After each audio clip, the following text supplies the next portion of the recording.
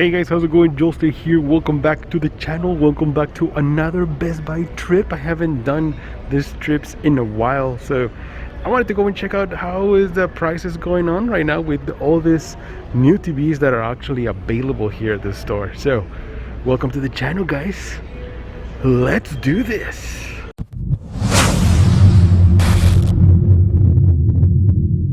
Alright guys, so I want to start with LG here because I've seen some really cool comparisons that I'm going to show you in just a little bit. First off, let's start with the new NanoCell. So this is the 2021 Nano 90. I believe they still call it Nano 90. And this is last year's Nano 90, which is an IPS panel. I reviewed this TV in my channel, so if you guys want to go check it out, I'm going to leave a link right here in the description or on top of the video. Well, the first thing I notice is look how much brighter it is compared to the OLED.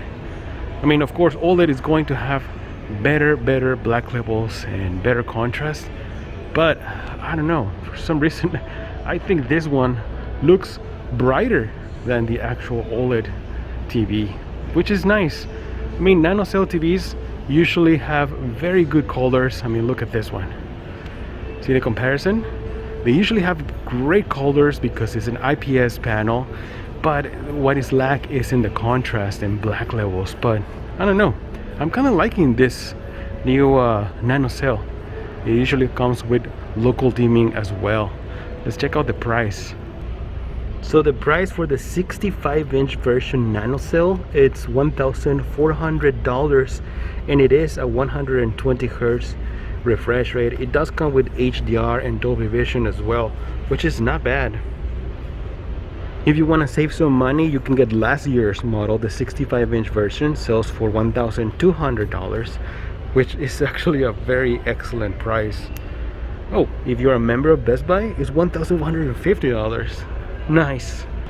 So yeah guys, I'm actually very surprised with the quality because I've seen this comparison before with the OLED and NanoCell, and trust me, there's usually a huge difference, especially in black levels, but right now they seem to be coming very even.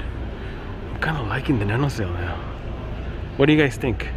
Alright, now here's something that I wanted to show you. Right here at the bottom, this is the LG C1. So this is the newest model, the 2021 edition. And then right here on top is the A1, which is also OLED, but A1 has less features. But one noticeable thing that I just seen right now, I don't know if you guys can see it, but it is the brightness level. The C1 is so much brighter than the A1. It is just like night and day. I don't think you can see it right here through this video, but in person, my god, it looks so much brighter. So here's a different angle. I don't know if you guys can notice the difference, but I can definitely tell you that the A1 is less brighter or less bright than the C1. And another thing I noticed is that there are some features that are missing. For example, on the A1, you have the Alpha 7 Generation 4 processor, while on the C1 you have the Alpha 9 Generation 4 processor. So obviously the picture is going to be looking much better, but you know, the biggest difference that I see is just the brightness level. Also, there are some gaming features that are missing on the A1. I believe it doesn't have FreeSync, and I also believe that it's limited to 60 hertz of refresh rate. So if you want, you know, sort of like a budget OLED, this is probably the best choice. Let's find out the price. Alright, so let's find the price on the 65-inch. So this is to $1,800 for the this is the BX. Okay, I noticed that the prices are wrong here. I don't know, they probably made a mistake, but the A1 65-inch, I know that it sells for $2,200. And let's find out the C1. Hopefully they get it right. 65-inch is $2,500. So if this price is right, there's a savings of, you know, not a lot, $300 I believe. $2,200, $2,500, $300. honestly, I will go for the C1. I mean, it is a huge difference when it comes down to the picture quality. Alright guys, so if you're looking for that OLED beautiful contrast and perfect black levels, well, there is also another option, and that is from Vizio. Now Vizio came out with this TV last year. I actually reviewed it as well. This is the Vizio H1. There are two options right here, the 65-inch and the 10-inch right here on top. Well, I didn't realize how bigger is the 65-inch and the 55-inch. Oh yeah, it's pretty big. That's what she said. Well, anyways, the Vizio OLED also offers really cool features. There's a lot of gaming features, including 4K 120 Hz, variable refresh rate, FreeSync. There is a lot of features for gaming, but as always, you know, I found some problems with the TV. Go and check out my videos for the review. But if you want some affordable OLED, this is a really good option. The price for the 55-inch version is $1,200, which is actually not bad with all the features and the picture quality. Now if you want to go for the 65-inch version, it's $1,800. I know sometimes these TVs go on sale many times, so stay tuned if you wanna buy this TV. Precision art masterpiece, Vizio H1 OLED. Now let's jump into Sony real quick because they have some awesome displays here. Right here we have the OLEDs, and believe it or not, this is the X900H from last year. Let me see, there you go. It looks much better. So let me show you the newer models. I was very surprised on the picture quality. So right here is the new X90J. So this is the replacing the X900H that I reviewed last year, which was a good TV, but when you compare it to another one, like an example like an OLED, or maybe even the Samsung QN95 or QN80, what's it called? QN85A. Oh my god, those numbers. Well, this TV came out short, but honestly, let me tell you, this newer model looks amazing. Right now you see that blooming, you don't see it in person. It's actually this camera that is catching so much light, but trust me, the picture looks beautiful. And I believe that Sony is also introducing the XR processor, which enhances the picture. But yeah guys, you see on the side, to see how thick this is. Oh yeah, I like them thick. Well, that's because of the full array, the local dimming. That's how these TVs are. But looking at it on the side, yeah, there's a little bit of blooming. This is typical from VA panels, but of course when you look at it in the front, everything looks much better. Look at these colors. Oh my god, this TV is looking very good. So looking at some of the features from this TV, it seems to be similar to last year's X900H, except with the processor, of course. The Triluminous Pro, this is sort of like quantum dot version of Sony, and of course it has the HDMI 2.1. It usually has 2 ports, and it's only capable of doing 4K 120 Hz. So these are some of the things that I don't like about Sony TVs, that they don't offer, for example, auto login latency. It doesn't offer 1440p 120 Hz, and it doesn't offer FreeSync as well. So yeah, for gaming, they're kind of missing some of those important features. Let's find out the price. Let's see if this is actually worth it. So for the 55-inch version, they're asking $1,200, which is actually not bad for what is offering you. The picture looks nice. See the 65-inch, I don't see the price for the 65-inch version, but for the 55-inch, it's actually not bad. Here's a 75-inch version of the X90J. This is so much bigger. Looks very nice. This sells for like $2,400. Oh my god, those reflections are terrible. Alright guys, so let's get into Sony's OLED TVs, because they have some of the most amazing picture available right now. I mean, look at this. Looks amazing, right? And honestly, I've seen the comparison with the A90J and the A80J. As a matter of fact, the bottom one is the A90J and the top one is the A80J. I've seen this video from Tech with KG. Go guys, check it out, his video. He's done a great job comparing these two TVs, and he explains more about the differences. But one more noticeable difference is the price. I mean, look at this picture on both of these TVs. It's amazing, right? But let's find out the price. So the 65-inch of the A90J is $3,800, and this is a price drop because it was $4,000 when it came out. Now the price for the A80J, it's $2,500. That is amazing. The price difference is over $1,000. It's $1,300 for the price difference. And I'm telling you, like, the quality of this A80J is impressive. It's very similar to the A90J. Here's a better picture. Yes, I don't know, over $1,000 price difference for this quality. I wouldn't pay that much. But go check out that video from Tech with KG. You guys will find out more information if it's worth it or not. Alright guys, so now let's check out Samsung TVs, because yes, they have new models this year.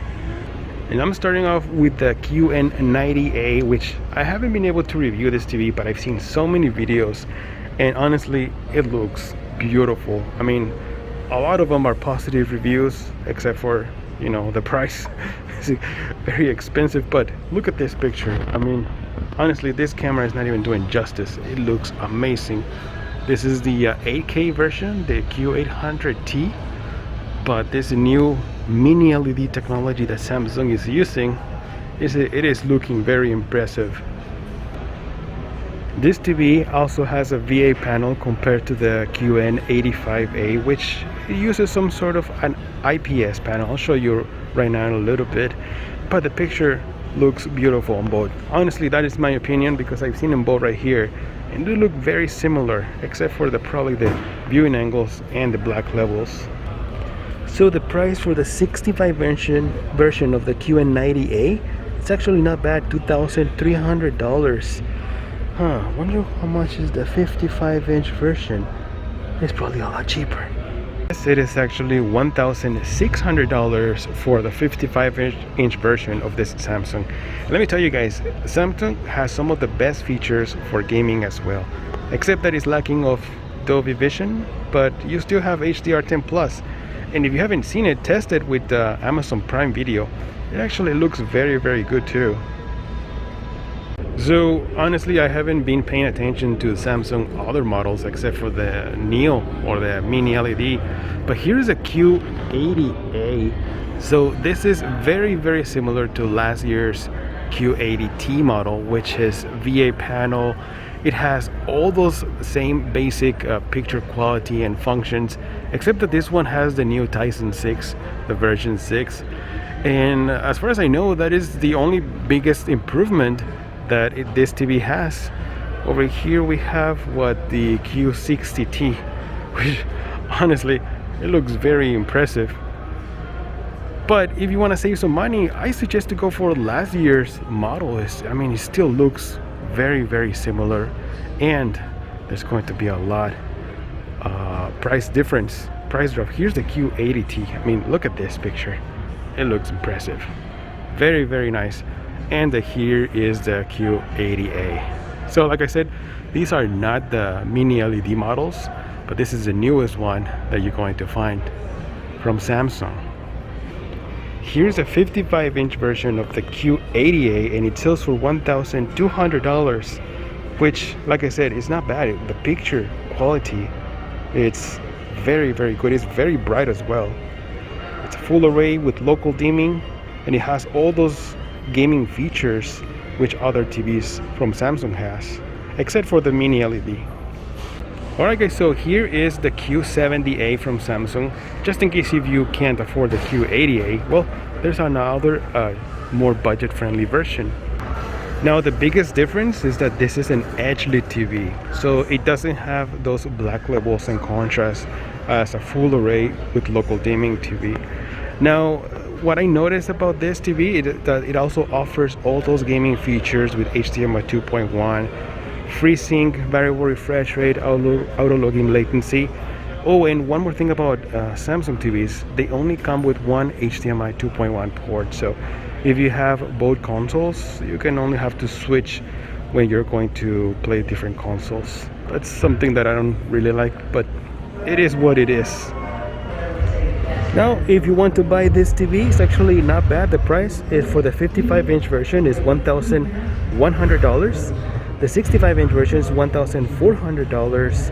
And the 75-inch version, $1,300. Edge lit, not a big fan of it. So another thing about edge lit TVs is that they're very, very thin. I mean, look at this. This is an edge lit TV, and this is a full array local dimming TV. I mean, look at this difference. Honestly, full array is the way to go. But hey, if you prefer edge lit, here is your choice. If you're willing to spend some money and go for the latest and top of the line from Samsung, here is a Q900TS. This is an 8K TV, and oh my god, this is the 85-inch version, guys, and let me tell you, it does look very, very impressive. I remember seeing this at CES and I was very surprised. I always wonder how much is this going to cost. Well, let's find out. So this is the 85-inch version, Q900TS, $7,500. Yes, I don't even have that in my savings account. There is also a 65-inch version that is sells for $2,700, and the 75-inch version $3,000, which is actually not bad. This is actually better price than the Sony A90J. Even the viewing angles on this 8K TV look beautiful. Look at this. Beautiful, beautiful colors. Well, I'm impressed. I wish I can have this one. Alright guys, so that's a quick trip to Best Buy. Let me know what do you guys think about this. Prices are looking better every day, so I highly suggest for you guys to wait for Black Friday. You're gonna see most of these prices just drop drastically. So be sure to like and subscribe to the channel, guys. As always, thank you so much for stopping by. I'm Joelster, and I'll see you guys on the next one. Joelster out.